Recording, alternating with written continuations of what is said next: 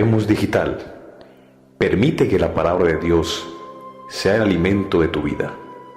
Hermanos y hermanas, bienvenidos. Estamos a viernes 30 de agosto, 21ª semana del tiempo ordinario, primera semana del Salterio, color litúrgico verde. Hoy es día penitencial. En el nombre del Padre y del Hijo y del Espíritu Santo. Amén. De la primera carta del apóstol San Pablo a los Corintios, capítulo 1, versículos del 17 al 25.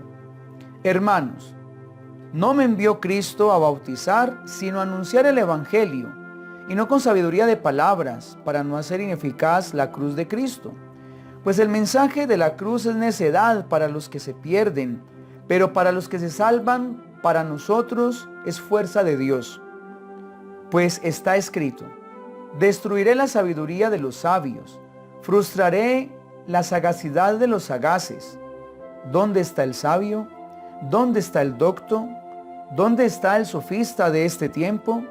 ¿No ha convertido Dios en necedad de la sabiduría del mundo? Y puesto que en la sabiduría de Dios el mundo no conoció a Dios por el camino de la sabiduría, quiso Dios valerse de la necedad de la predicación para salvar a los que creen. Pues los judíos exigen signos, los griegos buscan sabiduría, pero nosotros predicamos a Cristo crucificado. Escándalo para los judíos, necedad para los gentiles, pero para los llamados, judíos o griegos, un Cristo que es fuerza de Dios y sabiduría de Dios. Pues lo necio de Dios es más sabio que los hombres, y lo débil de Dios es más fuerte que los hombres. Palabra de Dios, te alabamos, Señor. Salmo 32. La misericordia del Señor llena la tierra. Aclamen justos al Señor, que merece la alabanza de los buenos.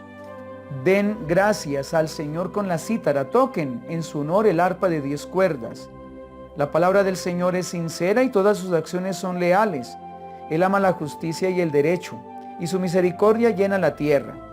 El Señor deshace los planes de las naciones, frustra los proyectos de los pueblos, pero el plan del Señor subsiste por siempre, los proyectos de su corazón de edad en edad. Lectura del Santo Evangelio según San Mateo, capítulo 25, versículos del 1 al 13. En aquel tiempo, dijo Jesús a sus discípulos esta parábola: el reino de los cielos se parece a 10 vírgenes que tomaron sus lámparas y salieron al encuentro del esposo. 5 de ellas eran necias y 5 eran prudentes. Las necias, al tomar las lámparas, no se proveyeron de aceite. En cambio, las prudentes se llevaron alcuzas de aceite con las lámparas. El esposo tardaba, les entró sueño a todas y se durmieron. A medianoche se oyó una voz: que llega el esposo, salgan a su encuentro. Entonces se despertaron todas aquellas vírgenes y se pusieron a preparar sus lámparas. Y las necias dijeron a las prudentes: dennos de su aceite, que se nos apagan las lámparas. Pero las prudentes contestaron: por si acaso no hay bastante para ustedes y nosotras, mejor es que vayan a la tienda y se lo compren. Mientras iban a comprarlo, llegó el esposo, y las que estaban preparadas entraron con él al banquete de bodas, y se cerró la puerta. Más tarde llegaron también las otras vírgenes diciendo: Señor, Señor, ábrenos. Pero él respondió: en verdad les digo que no las conozco. Por tanto velen, porque no saben el día ni la hora. Palabra del Señor, gloria a ti, Señor Jesús. Bueno, hermanos y hermanas, saquemos 3 ideas de la palabra que hemos escuchado. Primero, evangelizar antes de bautizar.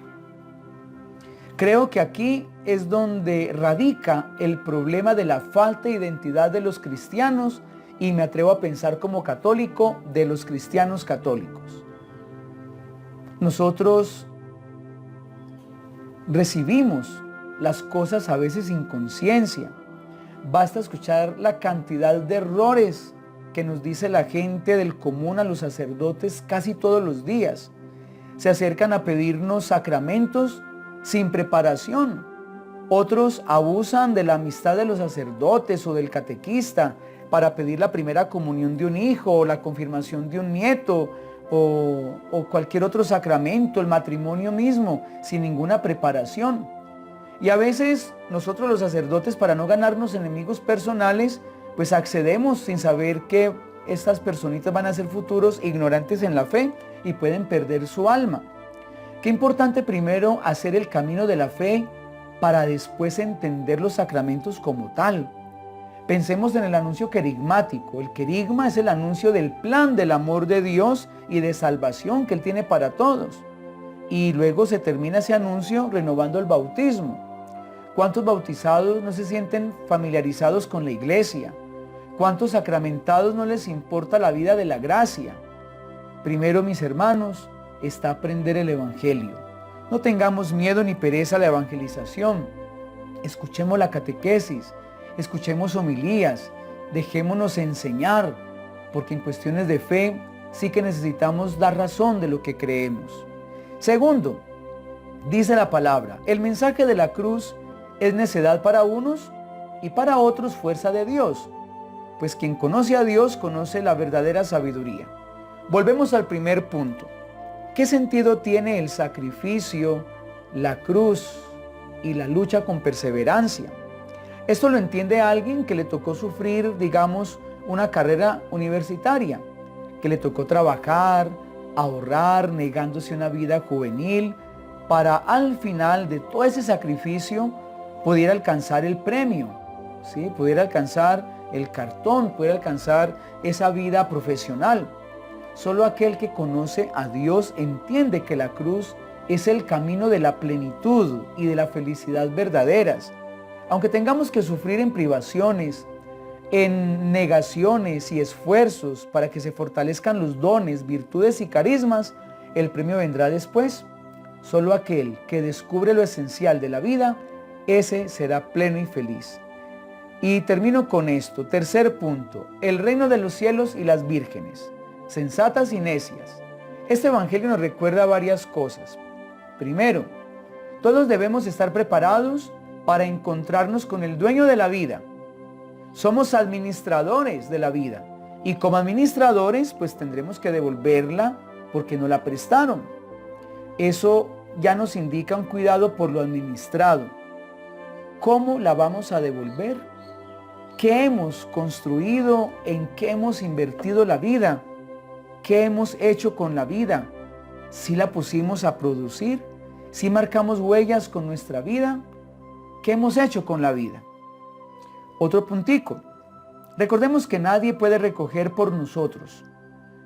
A Dios se le da lo que cada uno individual ha construido.